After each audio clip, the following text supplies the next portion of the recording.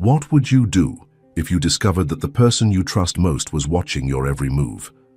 Jonathan Carter, a billionaire who had lost faith in humanity, decided to test his new housekeeper in the cruelest way possible. He pretended to sleep, left money out in the open expecting her to steal it. But when he opened his eyes, what he saw wasn't theft. It was something that would change his frozen heart forever. But what happened next? No one there could have imagined. If you're already curious about this story, please hit the like button, subscribe to the channel and let us know in the comments. Where are you listening to this story from? Your support is what keeps this channel alive, bringing you stories that touch the heart. Morning arrived quietly at the Carter mansion, just as it had for years. The sun filtered through Italian silk curtains, but seemed unable to warm the white marble hallways that echoed only with the measured sound of Jonathan Carter's footsteps. At 38, he had built an empire that few men could ever dream of, but he had also built walls around his heart that seemed impossible to break through. Jonathan stopped in front of the entrance hall mirror, adjusting his Italian tie with precise mechanical movements. The reflection staring back at him was that of a successful man. Dark hair perfectly styled, a custom-made suit that cost more than a regular car, and grey eyes that had once been warm but now seemed made of ice. Carter Enterprises dominated sectors in technology, real estate and finance, and his name was synonymous with ruthless success. But the price of that achievement had been far too high. "Mr. Carter," Margaret's voice, his personal secretary, echoed through the intercom. "The new candidate will arrive in an hour for the interview." Jonathan sighed, a look of weariness crossing his sculpted face. This was the 14th housekeeper candidate in 6 months. Each of the previous ones had been fired for reasons ranging from petty theft to basic incompetence. Or at least that's how he justified their dismissals. The truth, which he would never admit, was that he couldn't trust anyone enough to allow them to stay in his home. "Very well, Margaret. And this time, make sure she understands the rules. No exceptions, no second chances." Walking through the house, Jonathan felt the weight of the silence that had become his constant companion. Every room was decorated with expensive art pieces and furniture that seemed to have come straight from the pages of an architecture magazine. But something that money couldn't buy was missing: life. The gourmet kitchen was rarely used for more than heating up food delivered from expensive restaurants. The living room, with its Italian leather armchairs, remained empty most of the time. Even his bedroom, with its king-size bed and panoramic city view, felt more like a luxury hotel than a home. Everything had changed 5 years ago, when Marcus Dunning, his best friend and business partner since college, had stolen over $10 million from the company and fled to some tax haven. It hadn't just been about the money, although the amount was substantial. What had really broken something inside Jonathan was the betrayal by someone he trusted like a brother. "How could I have been so blind?" he murmured to himself, a question that haunted him during sleepless nights. Since then, Jonathan had developed a simple philosophy: trust no one, expect betrayal from everyone, and never let anyone get close enough to hurt him again. He had fired employees for minimal mistakes, broken contracts with partners over unfounded suspicions, and turned his home into a fortress where only he was allowed to exist completely. The phone rang, interrupting his dark thoughts. It was David Richardson, his lawyer and one of the few men who still dared to speak frankly with him. "Jonathan, you need to stop firing housekeepers every 2 weeks. It's starting to look like a problematic pattern. David, I pay you to handle legal matters, not to give advice about my personal life." "But that's exactly what I'm talking about. If you keep this up, one of these women might sue you for wrongful termination. You need to find someone and give that person a real chance." Jonathan ended the call more abruptly than necessary. David was right, of course, but admitting that would mean admitting that maybe the problem wasn't the housekeepers, but himself. As he walked through his office, his eyes landed on the framed photo on his desk, the only personal photo he kept visible. It was an image of him in his early 20s, embracing Marcus during a business trip. Both were smiling genuinely, full of dreams and confidence in the future. Jonathan picked up the frame, his fingers tracing the cold glass. "You taught me well, Marcus," he whispered bitterly. "You taught me that even the best friends can become the worst enemies." The sound of the doorbell echoed through the house, announcing the new candidate's arrival. Jonathan put the photo away in the drawer, as he always did when receiving visitors, and took a deep breath. Another interview, another opportunity to confirm that his distrust was justified, another proof that he was right to keep everyone at a distance. He adjusted his shirt cuffs and assumed his ruthless CEO posture. Whoever this new candidate was, she wouldn't be different from the others. She would try to impress him, lie about her qualifications, and eventually reveal her true intentions. And when that happened, Jonathan would be ready. After all, a man who had survived his best friend's betrayal could certainly handle another dishonest housekeeper. Or at least that's what he tried to believe as he headed toward the door, never imagining that his life was about to change in ways he could never predict. The doorbell rang at exactly 2 o'clock, a punctuality that Jonathan silently appreciated. He adjusted his tie one last time before walking to the front door, mentally preparing himself for another interview that would end in disappointment. His expectations were so low they were practically underground. When he opened the door, however, Jonathan needed a moment to process what he was seeing. Before him stood a woman of about 30, with light brown hair pulled back in a messy bun, from which some rebellious strands escaped gracefully. She wore a simple navy blue dress, practical low-heeled shoes, and carried a purse that had clearly seen better days. But it wasn't her modest appearance that caught him off guard. It was the genuine smile that lit up her entire face. "Mr. Carter, I'm Lily Jefferson," she said, extending her hand with natural confidence. "Sorry if I'm running a few minutes late. I had a little argument with my car's GPS. Apparently it has its own ideas about what the best route is." Jonathan shook her hand, noticing how warm and firm it was, very different from the hesitant handshakes he was used to receiving. "You're not late. Please come in." As he led her through the entrance hall, Jonathan discreetly observed how Lily looked around. Most of the previous candidates had been visibly intimidated by the mansion's opulence, stammering comments about how everything was beautiful or impressive. Lily, however, seemed genuinely curious rather than intimidated. "Wow, this staircase is gorgeous," she commented, lightly touching the mahogany banister. "I bet you've gone down it at least once pretending to be from Gone with the Wind, haven't you?" The question caught Jonathan completely off guard. For a moment he almost smiled, vaguely remembering having done exactly that as a child in another house long ago. But he quickly composed his professional mask. "Let's go to the office," he said, leading her down a long hallway. Jonathan's office was designed to intimidate, dark, formal, with an imposing desk and chairs that seemed to have come from a courtroom. He gestured for her to sit in the chair designated for visitors while he took his position behind the desk, a psychological tactic that always worked. "So, Miss Jefferson," he began, consulting the resume Margaret had prepared. "I see your previous experience was as a waitress?" "That's right. At the Sunnyside Diner downtown. 3 years serving coffee and chatting with people from all walks of life," Lily replied, apparently not feeling diminished by the question. "Before that I worked at a laundromat, and before the laundromat I helped take care of my grandmother until she passed away." "And what makes you think you're qualified to work in a house like this?" The question came out harsher than Jonathan intended. Lily tilted her head slightly, as if she were considering the question with real seriousness. "Well, Mr. Carter, I'd say working at the diner taught me to be efficient under pressure, to pay attention to details because, believe me, people notice when you forget they asked for extra sugar, and to treat every person with respect, regardless of how much money they have in their pocket." She paused, fidgeting with her purse strap. "As for taking care of my grandmother, that taught me that a home isn't about how expensive the things inside it are.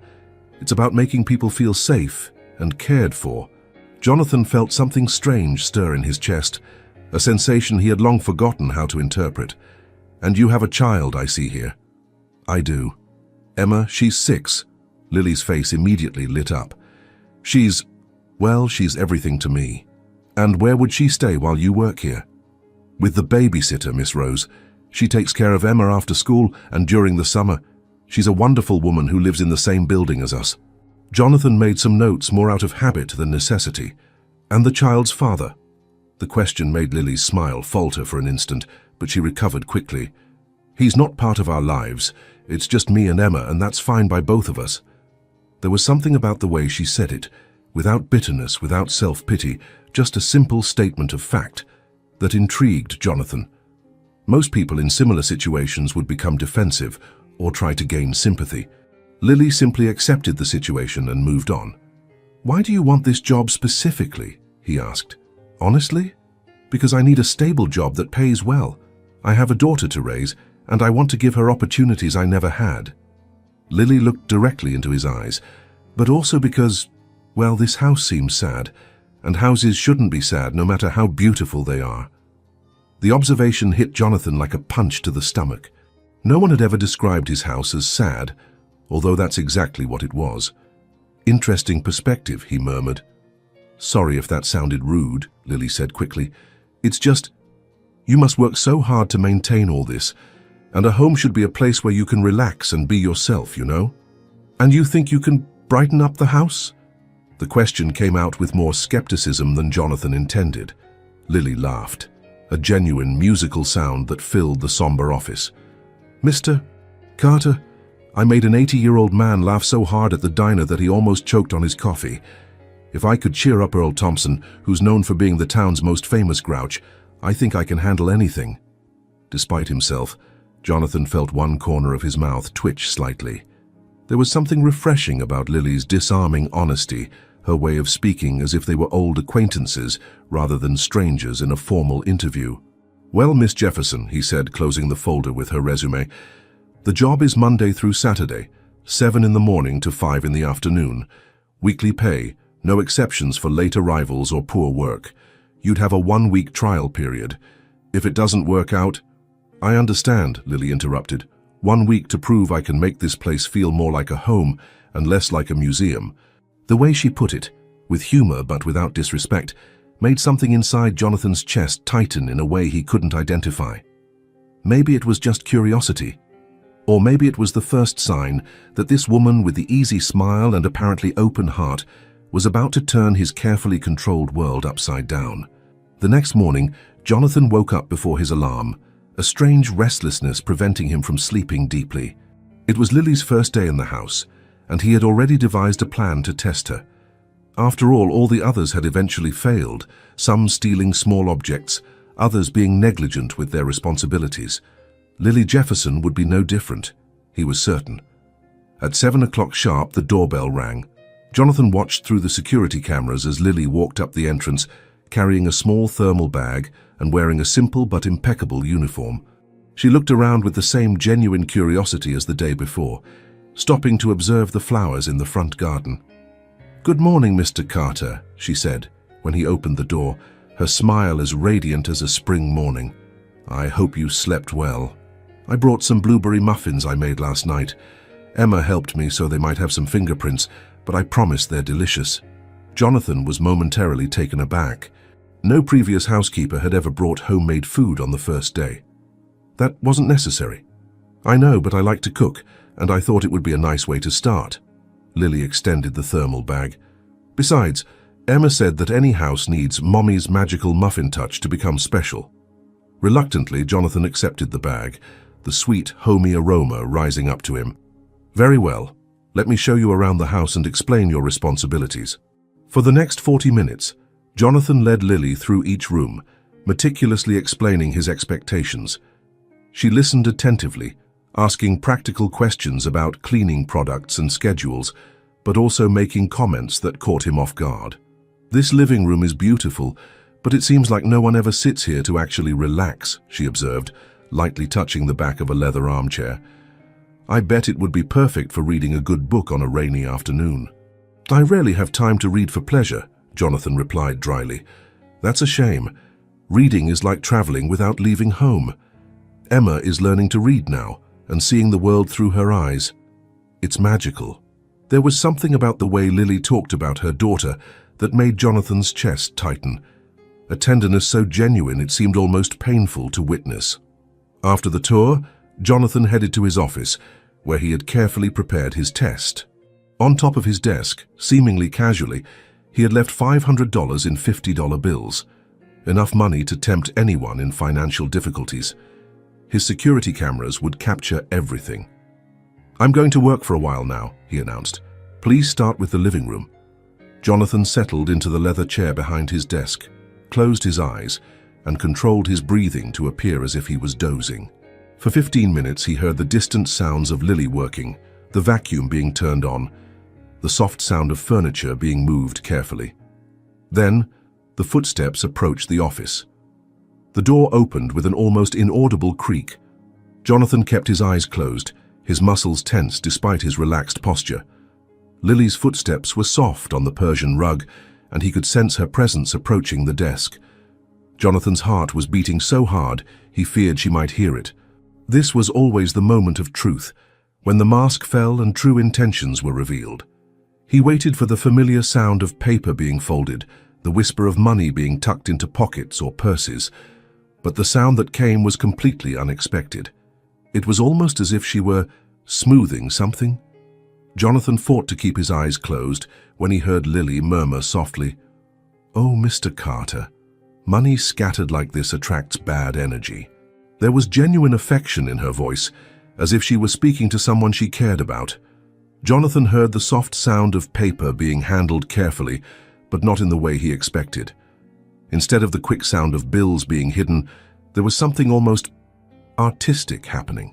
After a few minutes, the footsteps moved away. The door was closed with the same care with which it had been opened. Jonathan waited another 5 minutes before opening his eyes, preparing to confirm his suspicions about yet another dishonest housekeeper. What he saw left him completely paralyzed. The money was still there, all 5 bills, but they had been carefully arranged in the shape of a heart, each bill perfectly aligned with the others. In the center of the arrangement was a small yellow post-it note with delicate handwriting. "Organized money attracts prosperity, boss, L." Jonathan stared at the arrangement for long minutes, unable to fully process what he was seeing. In all his previous tests, the money had either disappeared or at best been ignored, but never ever had it been transformed into something loving. Slowly, he picked up the note, his fingers tracing the handwritten words. There was something so genuinely sweet about the gesture that he felt as if he'd been struck by lightning. The small hand-drawn emoji was imperfect, but it overflowed with personality and human warmth. For the first time in years, Jonathan Carter laughed. It wasn't a controlled or polite laugh. It was a genuine belly laugh that echoed through the silent office and surprised him with its intensity. He couldn't stop. Every time he looked at the heart made of money, another wave of laughter overcame him. "My God," he murmured, wiping away tears he didn't know were falling. "What has this woman done to me?" Jonathan stood up and walked to the window, still holding the note. Outside, he could see Lily through the living room window, humming while she arranged the sofa cushions. She seemed completely oblivious to the emotional earthquake she had caused in her boss. He had spent 5 years building walls around his heart, convincing himself that distrust was wisdom and isolation was safety. And then this woman appeared with her genuine smile and her way of transforming even a test of dishonesty into a gesture of affection. Jonathan carefully folded the note and tucked it into his shirt pocket, close to his heart. For the first time in a long while, he wondered if maybe, just maybe, there were people in the world who still deserved trust. And if Lily Jefferson was one of them, his life was about to change in ways he couldn't even imagine. A week had passed since the Money Heart incident, and Jonathan barely recognized his own house. It was as if Lily had brought with her an invisible magic wand, transforming every corner of the mansion with a contagious joy he hadn't experienced in years. It all started on the second day, when he came down for coffee and found a small note stuck to the Italian espresso machine. "Good morning, Mr. Fancy Coffee. I hope you make the boss's day sweeter today, L." Jonathan had stared at the note for 5 full minutes before realizing he was smiling. On the third day, it was the robot vacuum. Lily had glued 2 toy eyes on it and hung a small sign that read, "Sir Cleanington, Knight of Royal Cleaning." When Jonathan asked about it, she laughed and said, "Well, he works as hard as any of us. He deserves a name and a little recognition, don't you think?" "It's a robot, Lily. It doesn't have feelings." "Ah, but now it has personality," she replied, giving the passing robot an affectionate pat. "And characters with personality work better. Trust me, I know about these things." On the 4th day, Jonathan came downstairs to find the refrigerator transformed. Where there had once been only impeccable stainless steel, there were now small, colorful magnets holding drawings that were clearly made by Emma, motivational messages handwritten by Lily, "You're amazing, even on Mondays," and a small Polaroid photo of Lily and Emma smiling in a park. "Lily," he had begun, his voice carrying the authority he used to intimidate executives, "I didn't authorize decorations on the refrigerator." She stopped folding laundry and looked at him with that sincere expression that always disarmed him. "Oh, sorry, do you want me to take them down? It's just, well, a lifeless refrigerator seems so lonely. And Emma made this drawing especially for you." Jonathan looked more closely at one of the drawings, a stick figure wearing what appeared to be a suit, with a disproportionately large smile and scribbled dark hair. Underneath, in a child's handwriting, it said, "Mr. Carter, thank you for giving my mommy a job." Something melted inside Jonathan's chest. "She made this for me?" "She did. She asked me what the man who was giving me a chance to take better care of her was like. I told her you were kind on the inside, even if you were serious on the outside. So she wanted to thank you in her own way." Jonathan touched the drawing delicately, as if it were made of glass. "You can leave it on the refrigerator." On the 5th day, he found Lily in the kitchen trying to make pancakes, humming a song he didn't recognize. The counter was an absolute mess. Flour scattered everywhere, eggs broken in a bowl, milk spilled. It was the kind of chaos that would normally make him fire a housekeeper immediately. "Lily, what's happening here?" She turned around with flour on her nose and an apologetic smile. "Good morning. Sorry about the mess. I thought I'd make a real breakfast today, but these pancakes are proving more challenging than I imagined." Jonathan looked at the pan, where something that vaguely resembled a pancake was burning. "Have you tried cooking before?" "Of course. Well, scrambled eggs and sandwiches mainly. But how hard can a pancake be?" She laughed at herself. "Apparently harder than I thought." Without knowing exactly why, Jonathan approached the stove. "You're using the heat too high, and you need to wait for bubbles to appear before flipping." "Really? You cook?" "I used to cook. A long time ago." The words came out before he could stop them. "My mother taught me when I was a child." "How sweet. Want to show me?" "I promised to be a good student." Before he realized what he was doing, Jonathan was beside Lily, adjusting the stove temperature and demonstrating how to pour the batter correctly. When their hands accidentally touched as she tried to flip a pancake, he felt an electric current shoot up his arm. "Like this?" asked Lily, focused on the pancake that was turning golden. "Perfect," Jonathan murmured, realizing he wasn't looking at the pancake, but at her delicate profile, at the way she lightly bit her lower lip when she was concentrating. On the 6th day, Jonathan came downstairs and found music playing softly throughout the house. Not classical music or instrumental jazz that he usually listened to, but something cheerful and contemporary that made his feet want to move to the rhythm. "Lily?" he called. "In the living room," came the sung response. He found her dancing lightly while cleaning, using the cleaning brush as a microphone. When she saw him, she stopped immediately, blushing. "Sorry, I clean better with music. I can use headphones if you prefer." "No," said Jonathan quickly. "The music, it's fine. The house seems more alive." And it was true. For the first time in years, his house didn't feel like a mausoleum. It felt like a place where real people lived, laughed, made small messes, and cared about each other. On the 7th day, Saturday, Lily brought Emma to meet him briefly before going to a birthday party. Jonathan was working in his office when he heard giggles coming from the hall. "Mommy, he lives in a princess house," came a high-pitched little voice. "Emma, don't shout. Mr. Carter is working." Jonathan stood up and walked to the entrance, where a small girl with messy braids and a yellow dress was spinning around, observing the high ceiling with pure wonder. "You must be Emma," he said, trying to appear less intimidating. The girl stopped spinning and looked at him with big, curious eyes. "You're Mr. Carter. Mommy said you're very smart and work really hard." "Your mother said that." "Uh-huh. She said you have a good heart, but that maybe you forgot how to use it because you're too busy being important."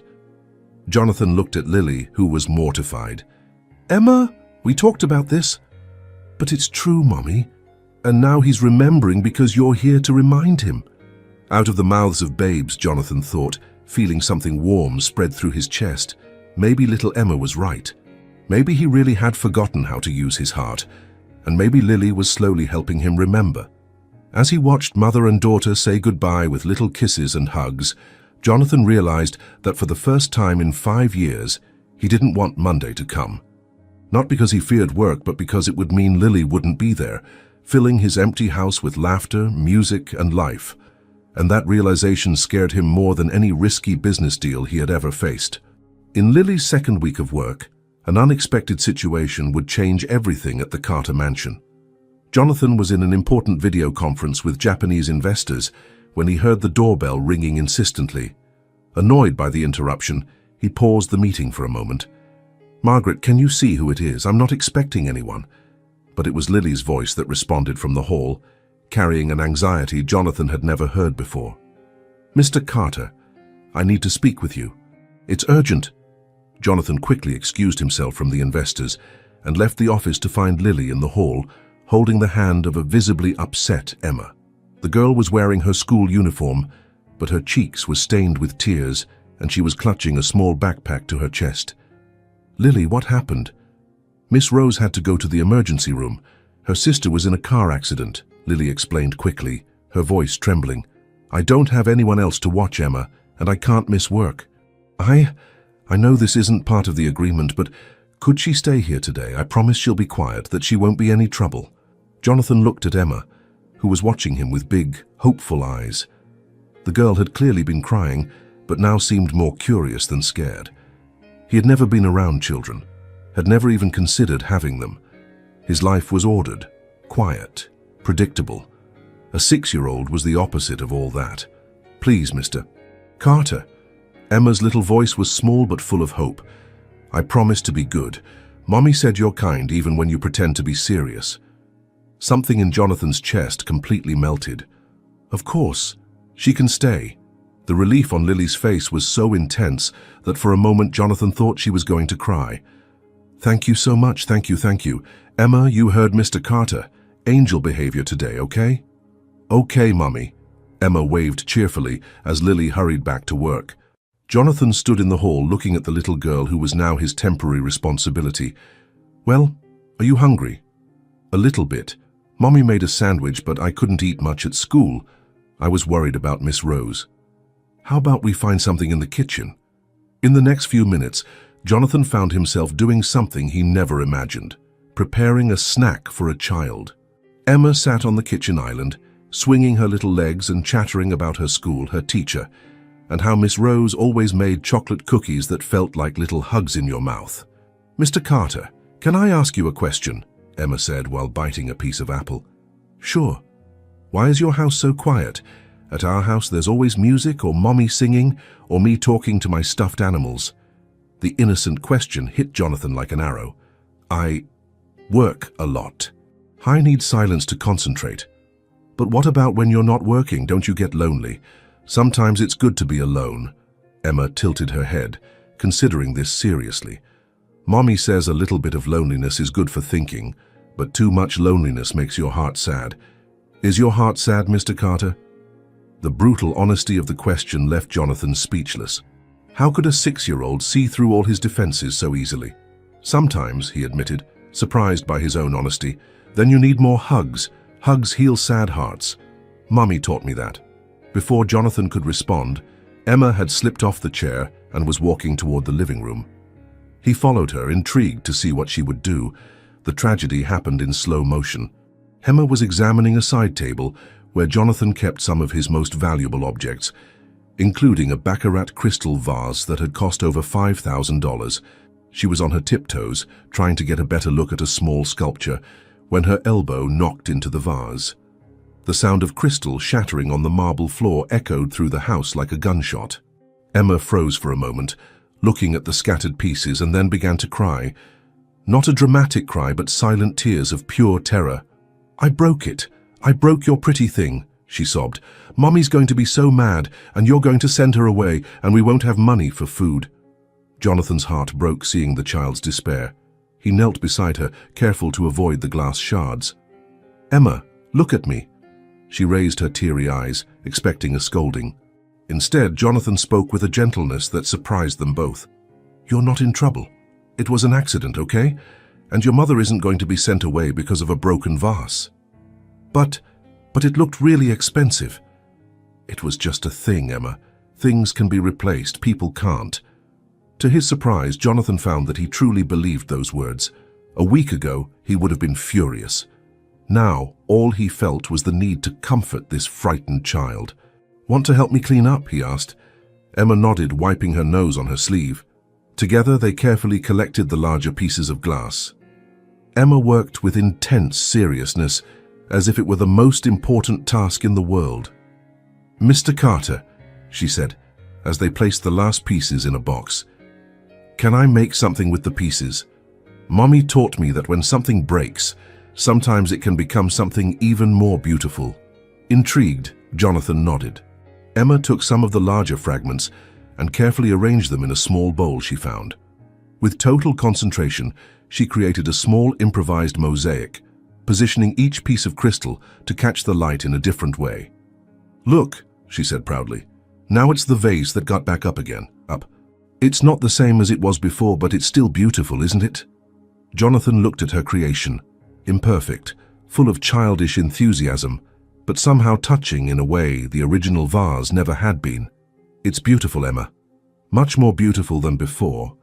When Lily came to pick her up at the end of the day, she found Jonathan and Emma sitting on the living room floor, putting together a puzzle he had found in some forgotten closet. Emma was excitedly explaining each piece, and Jonathan, ruthless CEO of a billion-dollar empire, was listening to every word as if it were the most fascinating thing in the world. "How did things go?" Lily asked hesitantly. "Emma is wonderful company," said Jonathan, and he truly meant it. "She taught me some important things today." As he watched mother and daughter say goodbye, Jonathan realized that something fundamental had changed inside him. A 6-year-old had accomplished in a few hours what years of therapy and self-reflection hadn't managed. She had shown him that it was possible to love without fear, trust without guarantees, and that sometimes the most beautiful things in life came exactly from the most imperfect moments. And for the first time in a long while, Jonathan Carter didn't feel alone in his big, quiet house. 3 weeks after the day Emma broke the vase, life at the Carter mansion had established a rhythm that Jonathan could never have imagined. For the first time in years, he found himself eagerly anticipating weekends, not to rest, but because it meant more time to observe the contagious joy that Lily brought to every corner of the house. That Thursday morning, everything changed when Lily didn't show up at her usual time. By 7:15, Jonathan was genuinely worried. By 7:30, he was pacing back and forth in his office. Lily was never late. The phone rang at 8 in the morning. "Mr. Carter!" Lily's voice was hoarse and clearly sick. "I'm so sorry to call so late. Emma and I caught a terrible flu. She was up all night with a fever and I'm not much better. I really can't come to work today." "Of course not," said Jonathan immediately, surprising himself with the speed of his response. "You need to take care of yourself and Emma. Don't worry about work. But I hate missing work. I never miss work, and I know you have that important meeting today." "Lily, stop." The concern in his voice was genuine. "Your health and Emma's are more important than any meeting. Do you have everything you need? Medicine, food?" There was a pause on the other end of the line, and Jonathan heard what sounded like a muffled sob. We'll be okay. Thank you for understanding, Mr. Carter." After hanging up the phone, Jonathan couldn't concentrate on anything. During the meeting with the directors, his mind constantly wandered to Lily and Emma sick in their small apartment. He imagined Emma with a fever, asking for her mother, and Lily trying to care for her daughter while feeling terrible herself. Around noon, Jonathan did something completely out of character. He cancelled all his afternoon meetings. "Margaret, I need to leave. Reschedule everything for tomorrow." "Mr. Carter, you never cancel meetings. Is everything all right?" "Everything's fine. I just need to take care of something important." 40 minutes later, Jonathan was standing in front of a small apartment building on the less affluent side of town, carrying 2 heavy bags. He had stopped at the grocery store, the pharmacy, and even a toy store, buying everything he imagined they might need. When Lily opened the door to apartment 3B, she looked even smaller than usual, wrapped in a worn bathrobe with disheveled hair. Her eyes were red and swollen, and she was clearly struggling to stay on her feet. Mr. Carter? Her voice was a hoarse whisper of shock. What are you doing here? I brought some things, he said, lifting the bags. May I come in? Lily stepped aside, visibly embarrassed by the state of the apartment. It was small but clean, decorated with used furniture that was lovingly cared for. Emma's drawings covered the walls, and there were photos of the two of them smiling scattered everywhere. It was modest, but there was more warmth in that tiny space than in Jonathan's entire mansion. How's Emma? He asked, placing the bags on the small kitchen table. Sleeping, finally. Her fever came down a little this morning, but she's still pretty weak. Lily watched him take items out of the bags. Canned soup, tea, fever medicine, juice, crackers. Mr. Carter, you didn't need to... This must have cost... Don't worry about the cost. He continued unpacking, including a small teddy bear. I thought Emma might like to have something new to hug while she recovers. Tears began streaming down Lily's face. I don't know what to say. No one has ever taken care of us like this. Jonathan turned and saw her crying, and something inside him shattered. Without thinking, he approached and gently touched her shoulder. Hey, it's okay. It's what friends do, right? The word friends hung in the air between them, loaded with meaning that neither dared examine too closely. Mommy? A weak little voice came from what must have been the bedroom. Who are you talking to? It's Mr. Carter, sweetheart. He came to visit us. Emma appeared in the bedroom doorway, wearing unicorn pajamas and holding a worn blanket. She looked small and vulnerable, but her eyes lit up when she saw Jonathan. Mr. Carter, you came to see us. Her voice was hoarse but full of genuine joy. Of course I did. How are you feeling, little one? Better now that you're here. Mommy said you're too busy to visit regular people. Jonathan looked at Lily, who was mortified. Emma? I never said that. Well, Emma, said Jonathan, kneeling down to the girl's height, it turns out you two are the most important people I know, and important people deserve visits when they're sick. Emma's eyes widened. We're important to you? The innocent question hit Jonathan like a punch to the stomach. When was the last time someone had asked if they were important to him? When was the last time he had actually mattered to someone? Very important, he said, his voice softer than it had ever been. Do you want to stay for dinner? Mommy always makes the best mac and cheese when we're sick. Jonathan looked at Lily, who seemed ready to faint from embarrassment. Emma, Mr. Carter probably has important things to do. Actually, interrupted Jonathan, surprising everyone, including himself, mac and cheese sounds perfect, but how about I cook today? You both need to rest. And that's how Jonathan Carter, billionaire CEO, spent the evening in a small kitchen, preparing soup from a can and making toast, with a 6-year-old as his chief assistant and a sick but radiant woman watching from the couch. Mr. Carter, Emma said when they were all sitting around the tiny table, you're different here. Different how? More happy. Your eyes smile along with your mouth. Lily gently touched Emma's hand. Emma, don't ask personal questions. It's okay, said Jonathan. She's right. I am happier here. As he helped put Emma to bed later that night, the girl held his hand with her small, warm fingers. Mr. Carter, can you be my friend forever? Forever, he promised. And for the first time in his adult life, he really meant it. When he was saying goodbye at the door, Lily held his arm. Thank you for everything. You didn't have to do this, but... Lily, he said, turning to face her. I wanted to do this. You two, you make me want to be a better person. In that moment, standing in the dimly lit hallway of the small apartment, something passed between them. An understanding, a connection that went beyond employer and employee.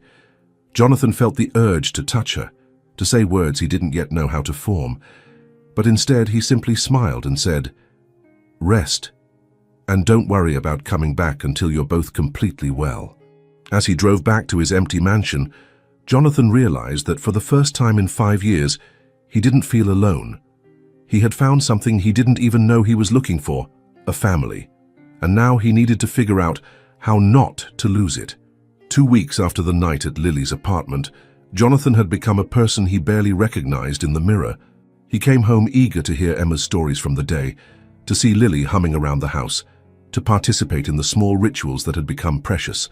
Breakfast together, playing in the garden on weekends, the movies they watched in the living room after Emma fell asleep in his lap. It was during one of those perfect moments, an impromptu picnic in the mansion's garden on a sunny Saturday, that everything fell apart. Jonathan was helping Emma fly a colorful kite while Lily arranged the checkered blanket they had spread on the grass. Emma's laughter echoed through the garden when she managed to make the kite soar high, and Jonathan felt his heart expand in a way he had never experienced before. "Look, Mommy, Mr. Carter taught the kite to dance in the sky," Emma shouted, running toward them with her arms open. Jonathan caught her in his arms, spinning her around while she laughed. "You're the excellent teacher, little one. The kite just needed someone brave to show it the way." Lily watched them with that radiant smile that made Jonathan's world seem brighter. "You two are perfect together," she said, and there was something in her voice, a tenderness, a suggestion of something deeper, that made Jonathan's heart race. None of them noticed the telephoto lens hidden among the trees across the street. The storm began Monday morning. Jonathan was drinking coffee when Margaret called, her voice tense in a way he rarely heard. "Mr. Carter, you need to see the news, now." When Jonathan turned on the television, he felt the blood freeze in his veins. The screen showed photos of him, Lily and Emma at the picnic. Intimate images that had been taken without permission, but that told a story the media was eager to exploit. "Billionaire Jonathan Carter in secret romance with housekeeper," screamed the headline. "New girlfriend has daughter by unknown father." The presenter continued with a malicious smile. "Exclusive photos show well-known businessman Jonathan Carter, CEO of Carter Enterprises, in an intimate moment with his housekeeper, Lily Jefferson, and her 6-year-old daughter. Sources close to the Carter family have expressed concern about this controversial relationship." Jonathan turned off the TV, his hands trembling with rage. His phone was already ringing incessantly. Reporters, company board members, his family. He ignored all the calls except one. "Jonathan," it was his sister Caroline's voice, loaded with disapproval. "What are you doing? The photos are everywhere. You're destroying the family's reputation over a housekeeper with an illegitimate daughter." "Caroline, you don't understand." "I understand perfectly. You're having a midlife crisis and got involved with the first woman who gave you attention. This is embarrassing, Jonathan, for all of us." Before Jonathan could respond, the line went dead. In the following minutes, similar messages arrived from other family members, company executives, and even some longtime friends. They all said essentially the same thing. He was making a terrible mistake that would tarnish his reputation forever. The worst moment came when Lily called, her voice broken and full of tears. "Mr. Carter, I saw the news. I'm so sorry. I never wanted this to happen. I'll hand in my resignation today. Emma and I are going to move out of the city. We don't want to cause any more problems." "Lily, no." The strength in his own voice surprised Jonathan. "Don't do anything rash. I'll fix this." "How? They're saying horrible things about me, about Emma, calling me a gold digger, saying Emma is a problem child. How can you fix this?" Jonathan closed his eyes, feeling the pain in her voice as if it were physical. "Trust me. Please, just trust me." That afternoon, Jonathan did something he hadn't done in years. He called a spontaneous press conference. Margaret tried to dissuade him. David Richardson begged him to reconsider, but Jonathan was resolute. When he entered the Carter Enterprises conference room, dozens of reporters stood up, cameras flashing, recorders being turned on. Jonathan walked to the podium with the upright posture that had intimidated countless business adversaries. "Ladies and gentlemen of the press," he began, his voice clear and firm. "You published photos of me with Lily Jefferson and her daughter Emma. Allow me to clarify some things." The silence in the room was absolute. "First, Lily Jefferson is not just my housekeeper. She is one of the most honest, hard-working, and decent people I have ever met. In a world full of people who wear masks and hide their true intentions, she is authentic, and that is rare." Murmurs began to spread through the room, but Jonathan continued. "Second, her daughter Emma is an extraordinary child, intelligent, kind, and full of joy. Any attempt to characterize this girl negatively is not only false, but despicable." A reporter raised his hand. "Mr. Carter, but are you admitting to a romantic relationship with your housekeeper?" Jonathan stopped, the weight of the question hanging in the air. For a moment the room was so quiet that the sound of the air conditioning seemed deafening. This was his chance to deny everything, to protect his public image, to return to the safe, lonely life he had built. Instead, he thought of Lily humming while she cooked, of Emma sleeping in his lap during a movie, of the warmth he felt every time he came home and heard their laughter echoing through the hallways. "I am admitting," he said clearly, "that Lily and Emma Jefferson have changed my life in ways I didn't even know were possible. I am admitting that I prefer to trust someone honest and simple rather than people who wear masks every day, and I am admitting that they are my choice." The room exploded in noise, shouted questions, cameras flashing frantically, but Jonathan raised his hand for silence. "You can question my personal decisions as much as you want. You can speculate about my motives. You can analyze every photo you took without permission. But I will not allow you to tarnish the reputation of two innocent people who have only brought light to my life." He paused, looking directly at the cameras. "My greatest legacy is not the buildings I've constructed or the companies I've created. It's the people I choose to love and protect. And Lily and Emma Jefferson are that choice." With that, Jonathan left the podium and walked out of the room, ignoring the shouted questions behind him. He had burned bridges, defied expectations, and possibly ruined relationships that had taken decades to build.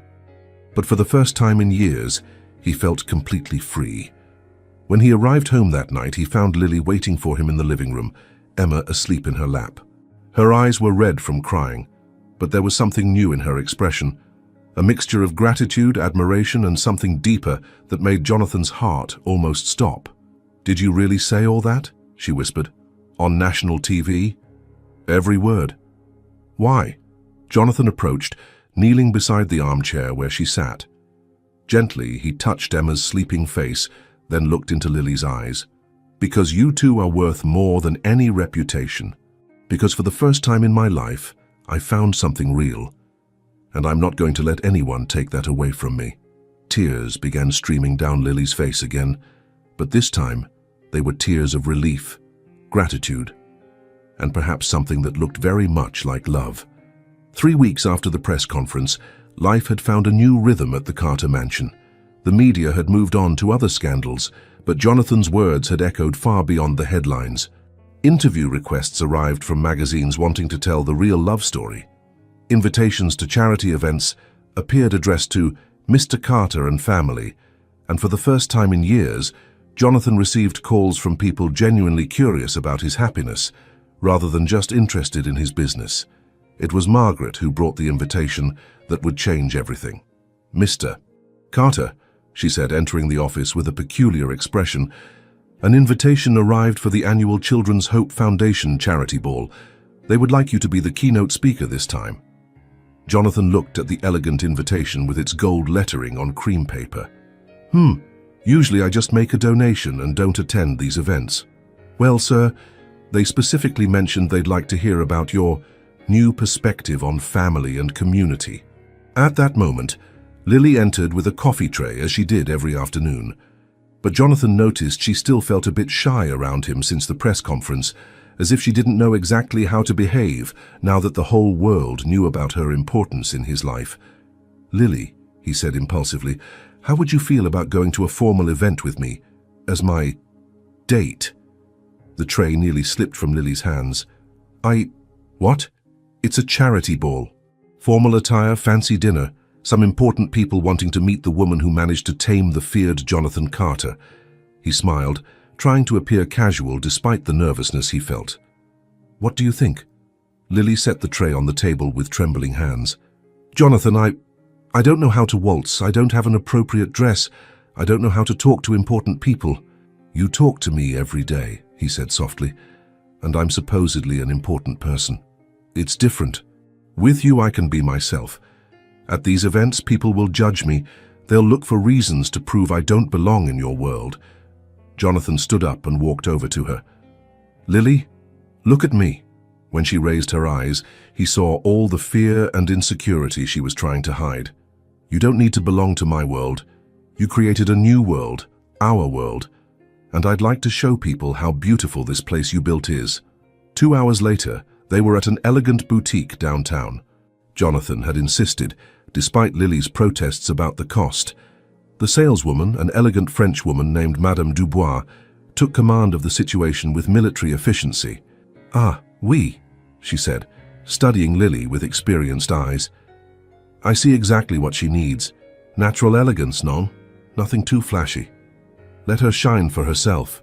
When Lily came out of the dressing room wearing the third dress, a navy blue number that subtly hugged her curves and brought a special sparkle to her eyes, Jonathan completely forgot how to breathe. "How is it?" asked Lily, clearly uncomfortable with the attention.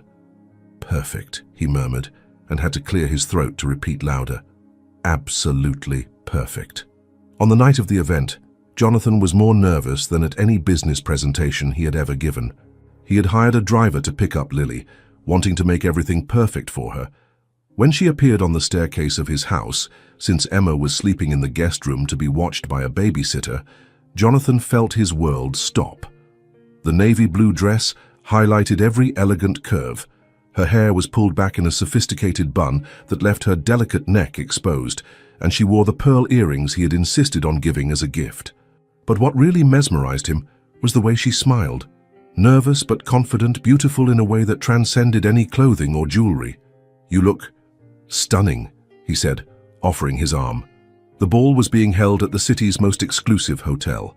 When they entered the ballroom, Jonathan felt all eyes turned to them. Whispers followed their steps as they walked through the elegant crowd. "Everyone is staring," Lily murmured, squeezing his arm. "Because you're the most beautiful woman in the room," he replied, and meant every word. But Jonathan underestimated Lily Jefferson.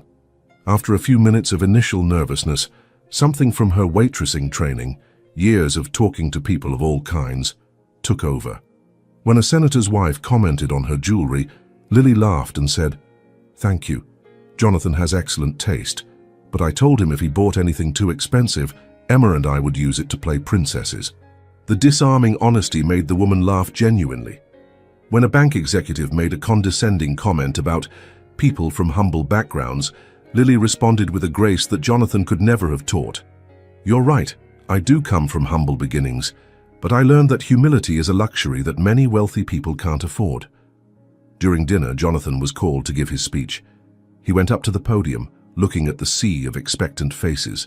His prepared speech was in his pocket, but when his eyes found Lily at the front table smiling encouragingly, he completely forgot the text. "I prepared a speech tonight about philanthropy and social responsibility," he began. "But when I look at you, I can only think of one thing: what family really means." Murmurs of interest ran through the room. A year ago, I believed family was about lineage, about maintaining traditions, about preserving legacies. But I recently learned that family is about the people who make you want to be better. It's about someone who sees the best in you when you've forgotten that side existed. His eyes never left Lily, who had tears glistening in her eyes. "True wealth isn't in the numbers in my bank account. It's in the laughter of a 6-year-old who taught me that hugs heal sad hearts. It's in the smile of a woman who transforms a house into a home simply by being in it." The silence in the room was absolute. "So my donation tonight isn't just for this foundation's excellent programs. It's a thank you for reminding me that sometimes the most beautiful families aren't the ones we're born into, but the ones we choose to build." The applause was deafening, but Jonathan only had eyes for Lily, who was crying openly now. Later, in the hotel garden under party lights and stars, they walked slowly along the illuminated paths. The orchestra's music came softly through the open windows. "Jonathan," Lily said softly, stopping near an ornate fountain, "can I ask you something?" "Anything. What do you really want from me? From us?" The question he had been avoiding, the conversation he knew they needed to have. Jonathan took her hands in his, feeling how small and warm they were. "I want," he began, then stopped, searching for the right words. "Lily, 5 years ago I built walls around my heart because I thought it would protect me. But you and Emma didn't climb those walls. You simply knocked them down with kindness." He took a deep breath, preparing for the biggest risk of his life. "I don't want you to just be my housekeeper, Lily. I want you and Emma in my life, forever. as family, as everything. Tears were streaming down Lily's face now, but she was smiling through them. "Are you sure? Because we're not sophisticated like the people in your world." "Emma asks embarrassing questions in public. I burn toast half the time, and sometimes I swear when I hurt myself." Jonathan laughed, pulling her closer. "Lily Jefferson, you are perfect exactly as you are, and Emma is perfect exactly as she is. And I love you. I love you both more than I thought it was possible to love anything." "Are you sure?" she whispered. "I've never been more sure of anything in my life." When he kissed her there under the stars and golden lights of the garden, Jonathan knew he had found his true home. It wasn't an expensive mansion or a business empire. It was the heart of the woman in his arms and the smile of the little girl waiting for them at home. And for the first time in his adult life, Jonathan Carter was exactly where he belonged. A year later, Jonathan woke up not to the shrill sound of his alarm clock, but to giggles coming from the hallway. He smiled before even opening his eyes completely, recognizing the soundtrack that had become his favorite. Emma trying to wake Lily by whispering too loudly, followed by his wife's sleepy voice trying to negotiate 5 more minutes of sleep. Wife. Even after 6 months of marriage, the word still made his heart race. "Daddy Jonathan." Emma's voice echoed through the hallway, followed by the sound of little bare feet running on marble. "Mommy said you're going to teach us how to make butterfly-shaped pancakes today."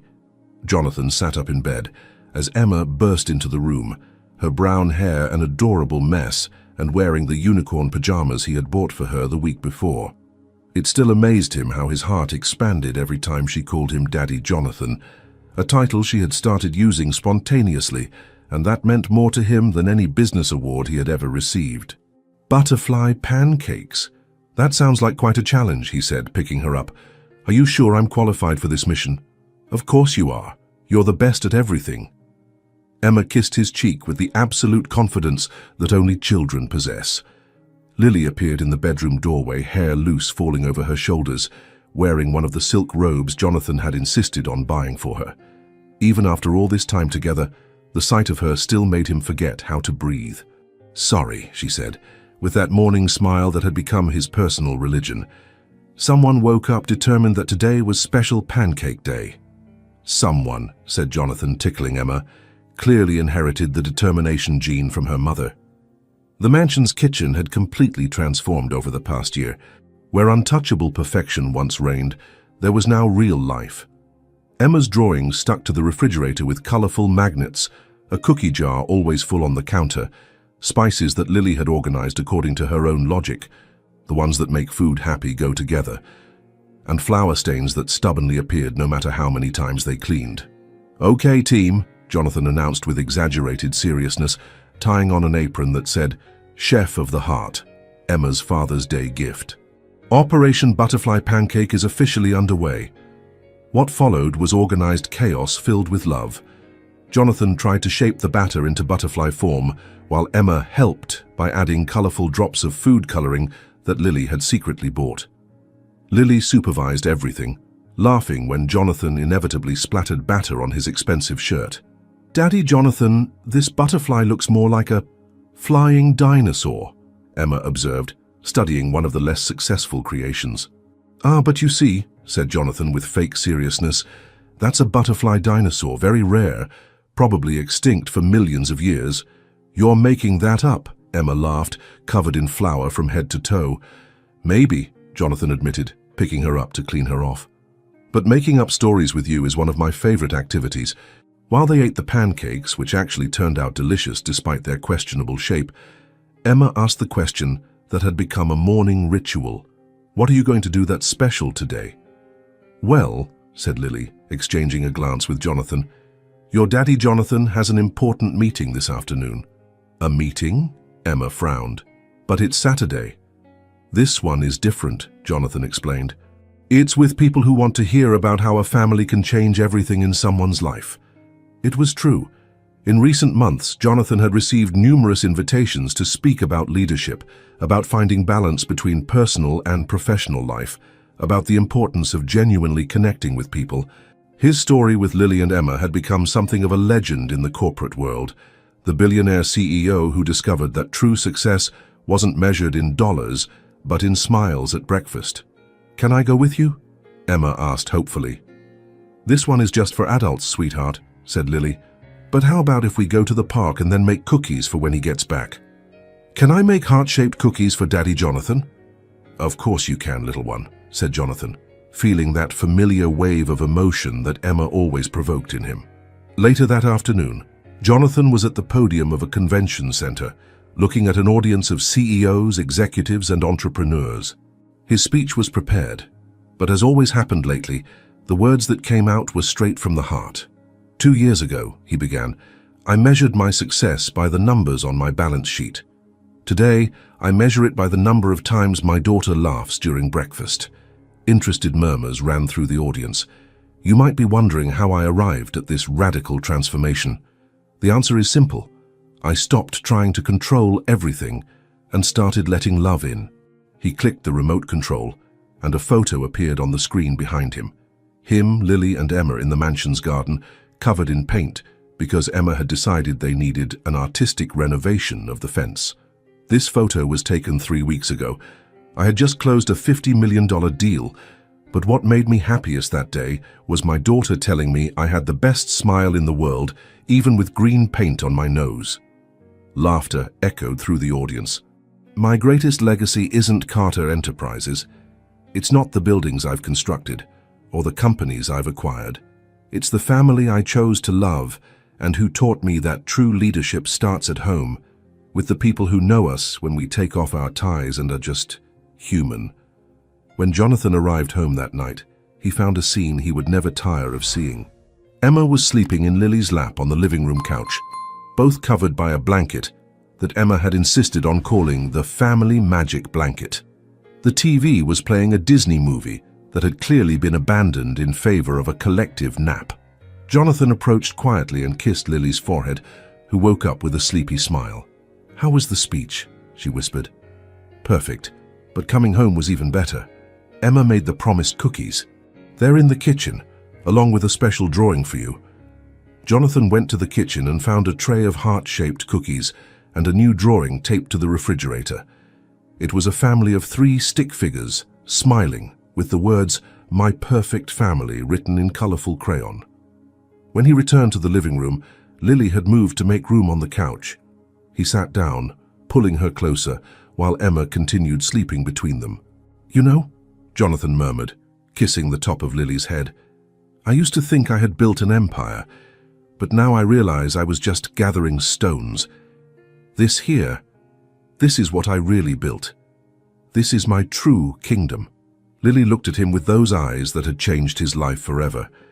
"And what's the first rule of your kingdom, Your Majesty?" Jonathan smiled, looking at Emma sleeping peacefully, and then at the woman in his arms. "That love always wins. Always." And in the mansion that was no longer cold and silent, but full of laughter, music, and life, Jonathan Carter finally understood what it meant to be truly home. 2 years after the wedding, on a spring morning that promised to be another one of those perfect mornings that had become the norm at the Carter house, Jonathan woke up to the familiar sound he had learned to love more than any symphony, Emma humming softly while trying to make some secret surprise. It was 7 in the morning on a Sunday, and through the bedroom door left ajar, he could hear the whispered conversation between Emma, now 8 years old, and Lily in the kitchen. "Are you sure he'll like it, Mummy?" "I'm sure, sweetheart. Daddy Jonathan loves everything you make for him." Jonathan smiled, stretching in the king-size bed he now shared with the woman of his dreams. Over the past 2 years, his life had transformed in ways he could never have imagined when he was that lonely, distrustful man who tested housekeepers with cruel traps. The mansion had become a true home. Every corner bore marks of the family they had built together, photos of the 3 of them on trips, Emma's drawings framed on the walls, plants that Lily insisted on keeping.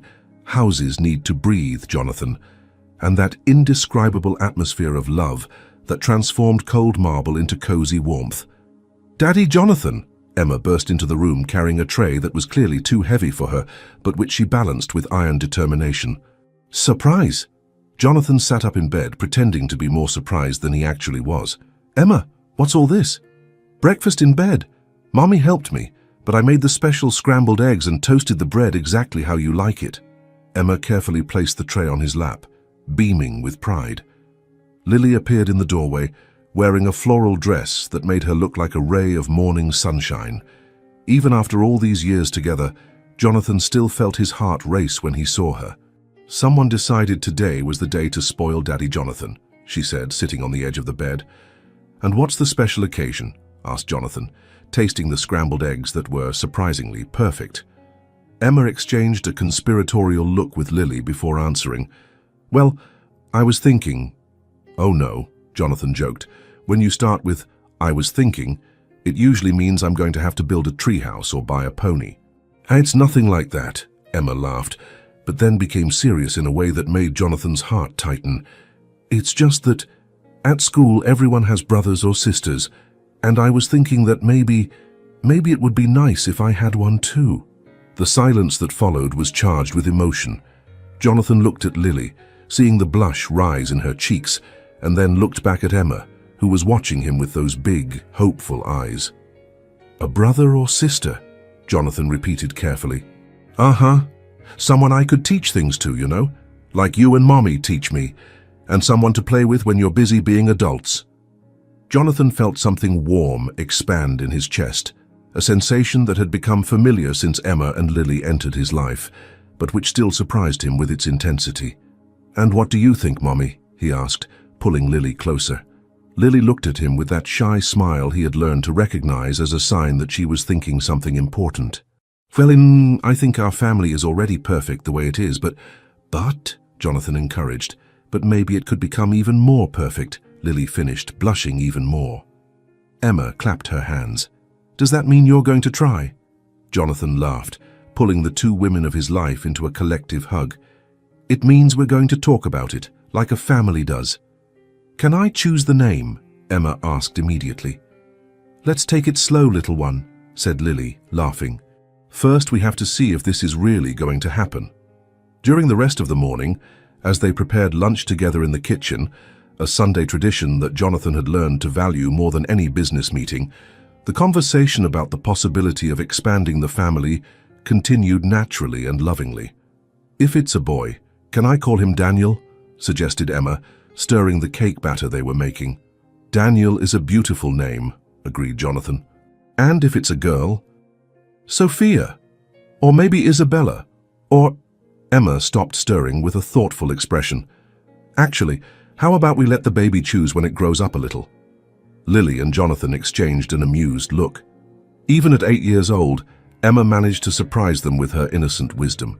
That afternoon, after Emma went out to play in the garden, Jonathan and Lily found themselves sitting on the porch swing, a recent addition that Emma had requested because every perfect family needs a place to talk about important things. "Are you really considering this?" asked Lily, nestling against his chest. "Aren't you?" he replied, kissing the top of her head. "Jonathan Carter, 3 years ago, you were a man who could barely trust a housekeeper. And now you're willing to have another child?" Jonathan laughed, thinking about the incredible journey that had brought them there. "Lily Jefferson Carter, 3 years ago I was a man who thought love was a weakness and family was an obligation. Now I understand that they are the only thing that really matters." They sat in silence for a moment, watching Emma play in the garden. She had set up an elaborate picnic for her stuffed animals and was serving imaginary tea with total seriousness. "She would be an incredible big sister," Lily murmured.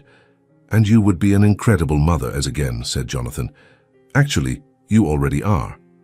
That night, after Emma went to bed, not without first making Jonathan promise they would talk more about the little brother project, as she had started calling it, Jonathan found himself in his old office, now transformed into a mix of home office and playroom, with a smaller desk for Emma to do homework while he worked. He opened the bottom drawer of the desk and took out a photo he kept there. That old photo of him with Marcus, the friend who had betrayed him so many years ago. For a long moment, he looked at the two young men smiling in the photo, remembering the pain and anger that betrayal had caused. "Thank you, Marcus," he whispered to the photo. "I know it wasn't your intention, but you taught me to value what really matters when I finally found it." He put the photo back in the drawer, not with bitterness, but with a kind of strange gratitude.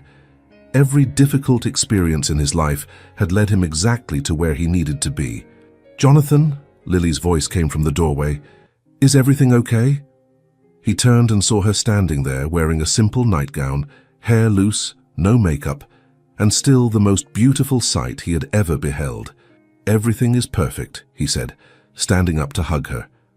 "I was just thinking about how lucky I am." "We are lucky," she corrected, kissing him softly. When they went up to the bedroom that night, Jonathan looked around the house that had become a true home. He could hear Emma humming softly in her room, saw the family photos scattered on the tables, smelled the candles that Lily always lit, and realized he had found something he didn't even know he was looking for. "Lily," he said as they lay down, pulling her into his arms, "what would you say if I told you I want to give Emma the little brother she wants?"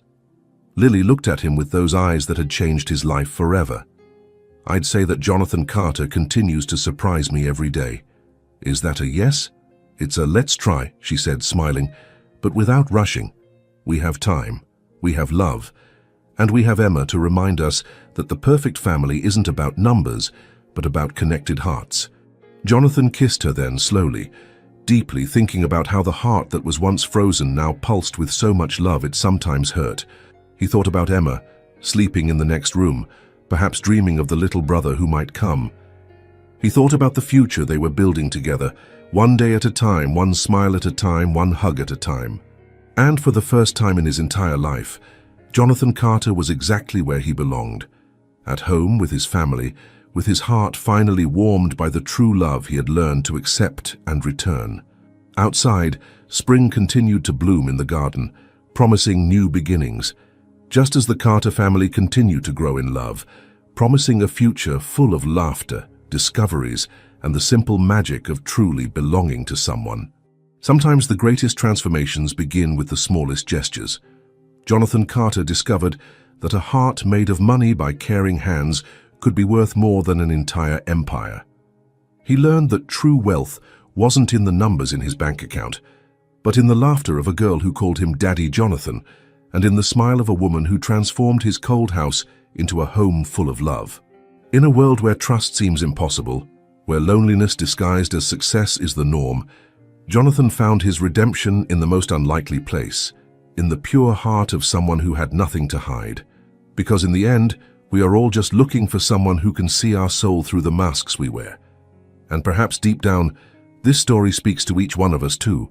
If this story touched you, please hit the like button, subscribe to the channel, and tell us in the comments, where are you listening to this message from? Your support is what allows us to continue bringing stories that warm the heart and remind us of what really matters in life.